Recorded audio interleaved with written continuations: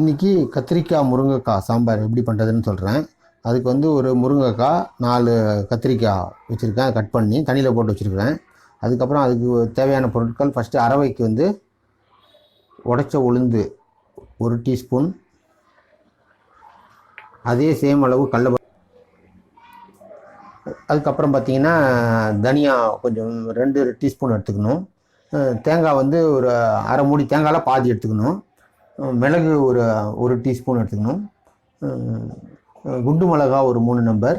அப்புறம் பூண்டு வந்து ஒரு 5 பல் எடுத்து வச்சுருக்கேன். இதெல்லாமே சேர்த்து தண்ணி விட்டு அரைக்க வேண்டும். ஃபஸ்ட்டு வானிலையில் போட்டு எண்ணெய் விட்டு வதக்கிட்டு அதுக்கப்புறம் அரைக்கணும். தேங்காவை தனியாக வச்சுக்கோங்க, கடைசியாக போட்டு அரைச்சிக்கலாம். ஃபஸ்ட்டு இந்த அரவையை பண்ணிவிட்டு அதுக்கப்புறம் வதக்கிறதுக்கு தேவையானது பார்த்திங்கன்னா, ஃபஸ்ட்டு வந்து வெங்காயம் 10-15 சின்ன வெங்காயம் தான் யூஸ் பண்ணுறேன். சின்ன வெங்காயம், கருவேப்பிலை, கொத்தமல்லி, தக்காளி இதெல்லாம் ஃபஸ்ட்டு போட்டு எண்ணெயில் தாளிக்கிற மாதிரி தாளிச்சிட்டு வதக்கணும். வதக்கினதுக்கப்புறம்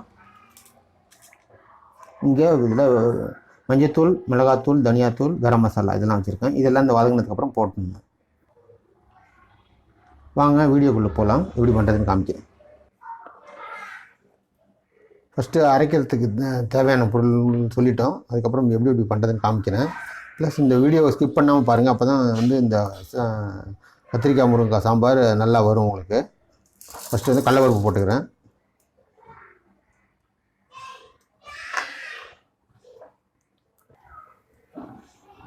அப்புறம் தனியா போட்டுக்குங்க. தனியா போட்டு ரெண்டும் கொஞ்சம் நல்லா வதங்கினதுக்கு அப்புறம் உடைச்ச உளுந்து போட்டுக்கலாம். இப்போ நல்லா வதங்கிடுச்சு. இப்போ உடைச்ச உளுந்து போட்டுக்கலாம். அப்படியே மிளகு இருக்குது, மிளகையும் போட்டுக்கலாம். அப்புறம் வந்து பூண்டு இருக்குது, மிளகாய் இருக்குது. பூண்டு மிளகாய் 2 அதெல்லாம் போட்டுக்கலாம். இதெல்லாம் கொஞ்சம் வதங்கட்டும். நல்லா வதங்கினதுக்கு அப்புறம் ஆற வச்சு அரைச்சிக்கலாம், தேங்காய் மேலே போட்டு.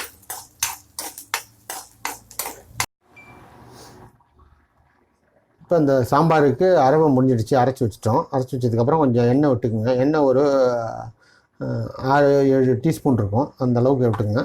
கொஞ்சம் ஒரு 1/2 டீஸ்பூன் கடுகு தாளிக்கிறதுக்கு, அதே அளவு ஜீரகம். கொஞ்சம் கடுகு வெடிக்கட்டும், வெடிக்கிறதுக்கப்புறம் இது பண்ணிக்கலாம். கடுகு வெடிச்சிடுச்சு, ஜீரகம் போட்டுக்கலாம். அதே அளவு வெந்தயம் போட்டுக்கலாம். அப்புறம் 4-5 கருவேப்பிலை.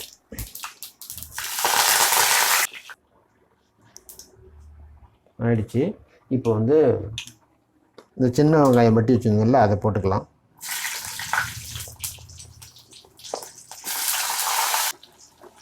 இப்போ சின்ன வெங்காயம் போட்டாச்சு. தக்காளி சேர்த்துக்கலாம்.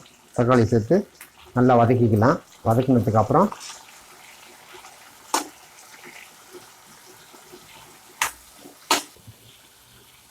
இப்போ அந்த மஞ்சத்தூள், மிளகாத்தூள், கரம் மசாலா தூள் அதெல்லாம் போட்டு நல்லா வதக்கிடலாம். வதக்கினதுக்கப்புறம் காய் சேர்த்துக்கலாம்.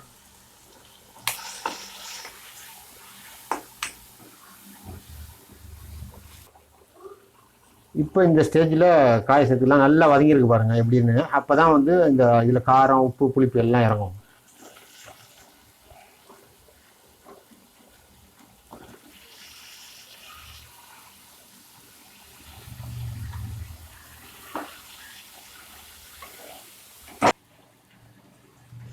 இப்போ இந்த அரவையை சேர்த்துக்கலாம். அரைச்ச அரவை பாருங்கள் எப்படி இருக்குது, அதை சேர்த்துக்கலாம். அப்படியே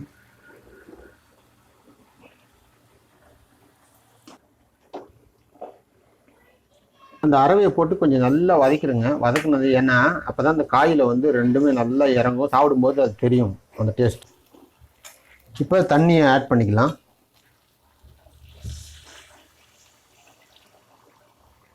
தண்ணி ஆட் பண்ணிவிட்டு நல்லா கலந்துக்கணும். கலந்து விட்டுக்குங்க. தண்ணி ஊற்றி நல்லா வேக வச்சுக்கோங்க. ஒரு 15 மினிட்ஸ் கிட்ட ஆகும் எனக்கு தெரிஞ்சு இது வேகிறதுக்கு. அவ்வளோ. இப்போ இந்த மாதிரி நல்ல சுண்டை கொதிச்சிருச்சு பார்த்தீங்களா? இந்த ஸ்டேஜில் வந்து உப்பு போட்டுக்குங்க. உப்பு போட்டுட்டு நல்லா கலந்து விடுங்க. நான் காமிக்கிறேன் பாருங்கள் எப்படி இருக்குன்னு. எவ்வளோ தண்ணி ஊற்றணும், இப்படி நல்லா வதங்கிடுச்சு பாருங்கள். இந்த மாதிரி ஆகணும். இந்த மாதிரி ஆனதுக்கப்புறம் நம்ம புளி தண்ணி சேர்த்துக்கலாம். அதுக்கப்புறம் பருப்பு போட்டுக்கணும். உப்பு சேர்த்து ஒரு கொதி வர மாதிரி அளவுக்கு கொதிக்க விடுங்க. அப்போ தான் உப்பு அதிலெல்லாம் சேரும் நல்லா. எப்படி இருக்குது பார்த்தீங்களா உங்களுக்கு?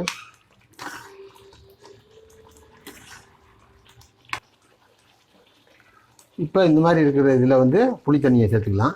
நான் ஒரு எலுமிச்சங்காய் அளவு புளியை கரைச்சி வச்சுருக்கேன் தண்ணியில். அது வந்து இதில் ஒரு 1.25 இது வரும். 1.25லேருந்து 1.5 வருது இது. அந்த அளவுக்கு புளி தண்ணியை எடுத்து விட்டுக்குங்க கரைச்சி. விட்டுட்டதுக்கப்புறம் இதை ஒரு 10 மினிட்ஸ் வந்து கொதிக்க விடணும். நல்லா கலந்து விட்டுடுங்க. கலந்து விட்டது கொஞ்சம் பாருங்கள் எவ்வளோ கட்டியாக இருந்தது, இப்போ லூஸ் ஆகிருக்கு பார்த்தீங்களா. இன்னும் பருப்பு தண்ணி வேறு விடுவோம். தண்ணி இல்லை இப்போ கொதிச்சிருச்சு. நல்லா பருப்பு தண்ணி விட்டுக்கலாம். பருப்பு கொஞ்சம் விட்டுட்டு தண்ணி கொஞ்சம் ஜாஸ்தி சேர்த்துக்குங்க அதில். அவ்வளோதான், இந்த குழம்பு முடிஞ்சது. நல்லா கொதிச்சு நல்லா வந்திருக்கு பார்த்துங்க. இப்போ தாளிப்பு போடணும். தாளிப்பு பார்த்தீங்கன்னா நான் கடுகு, ஜீரகம், கருவேப்பிலை, ஒரு காஞ்ச மிளகா போட்டிருக்கேன். அதை போட்டுட்டு நல்லெண்ணெயில் இதில் தேங்காய் எண்ணெயில் தான் தாளிப்பு போட்டுக்கணும். அப்போ தான் நல்லாயிருக்கும். போட்டுட்டு ஒரு கலக்கி விட்ருங்க. அவ்வளோதான் முடிஞ்சுது இந்த கத்திரிக்காய் முருங்கைக்காய் சாம்பார். அவ்வளோதான், இந்த கத்திரிக்காய் முருங்கைக்காய் சாம்பார் முடிஞ்சுது. இதை இப்போ ட்ரை பண்ணி பாருங்கள். பண்ணி பார்த்துட்டு எனக்கு கமெண்ட் பண்ணுங்கள், லைக் பண்ணுங்கள், ஷேர் பண்ணுங்கள், கண்டிப்பாக சப்ஸ்கிரைப் பண்ணுங்கள். அந்த நோட்டிஃபிகேஷன் பெல்லை மறக்காமல் கிளிக் பண்ணுங்கள். அப்போ தான் என்னுடைய அடுத்தடுத்த வீடியோக்களை நிறைய நான் போட்டுருப்பேன் இனிமேல் டெய்லியும். அதனால் உங்களுக்கு அது வர்றதுக்கு நோட்டிஃபிகேஷன் பெல்லை நீங்கள் இது பண்ணணும். அவ்வளோதான் முடிஞ்சுது இது இந்த சாம்பார். பண்ணி பாருங்கள்.